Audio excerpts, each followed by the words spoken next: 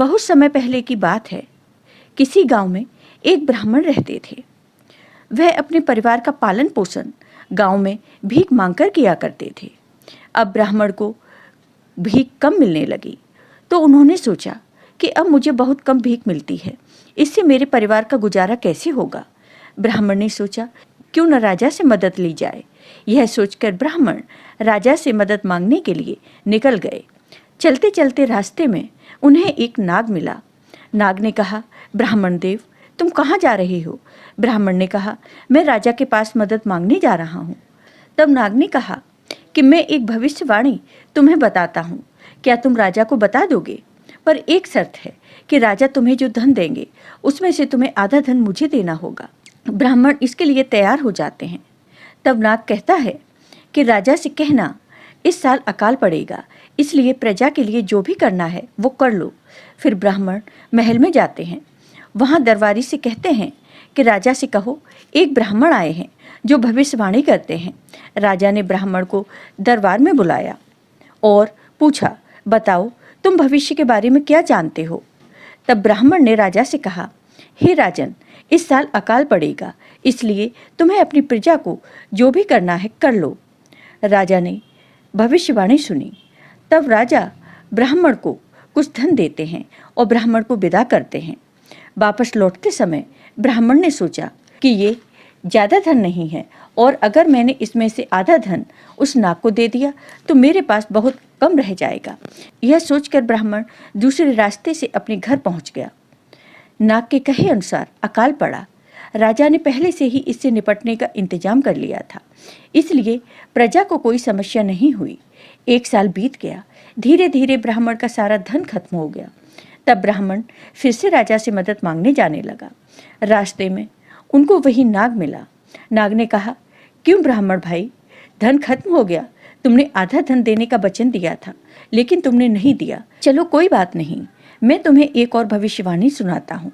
इस बार युद्ध होगा, जो तैयारी करनी है अभी कर ले, लेकिन इस बार जो धन मिले उसमें से आधा मुझे जरूर देना। ब्राह्मण नाग को वचन देते हैं और महल की ओर चले जाते हैं। राजा ने ब्राह्मण को सम्मान सहित दरबार में बुलाया तो ब्राह्मण ने राजा को भविष्यवाणी सुना दी। इस बार राजा ने ब्राह्मण को अधिक धन दिया। ब्राह्मण वहां से निकल गए और रास्ते में ब्राह्मण ने सोचा, मैं इसमें से नाग को धन क्या दूं, क्यों न उस नाग को मार दूं। तब ब्राह्मण नाग को मारने को डंडा मारता है। डंडा से सांप की पूंछ कट जाती है, लेकिन नाग बच जाता है। नाग के कहे अनुसार राजा का पड़ोसी राज्य से भयंकर युद्ध होता है, लेकिन राजा ने पहले से तैयारी कर रखी थी तो राजा युद्ध जीत जाते हैं।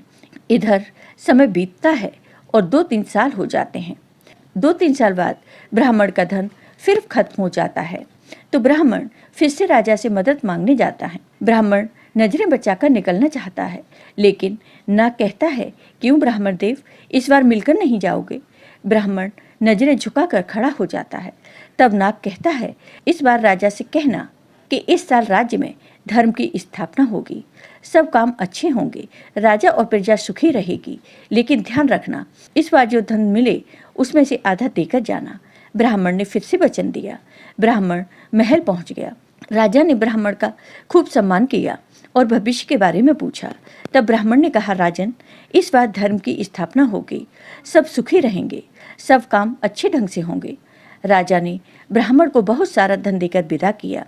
तब गांव पहुंचकर ब्राह्मण ने सोचा, राजा ने थोड़ा धन दिया तो 1 साल में खत्म हो गया, फिर कुछ ज्यादा दिया तो 2-3 साल में खत्म हो गया।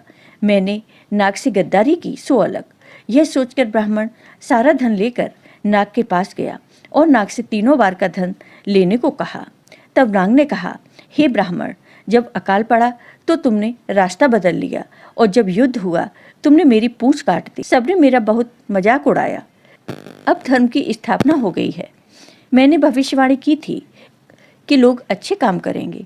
देखो, तुम भी धर्म के मार्ग पर चलने लगे। हमें धन की क्या जरूरत? तुम इस धन को ले जाओ और खुश रहो, लेकिन कभी भी किसी को धोखा मत देना। तब ब्राह्मण नाग देवता को धन्यवाद देकर अपने घर लौट आए और उन्होंने प्रण किया कि कभी किसी का दिल नहीं दुखाएंगे, कभी किसी को धोखा नहीं देंगे।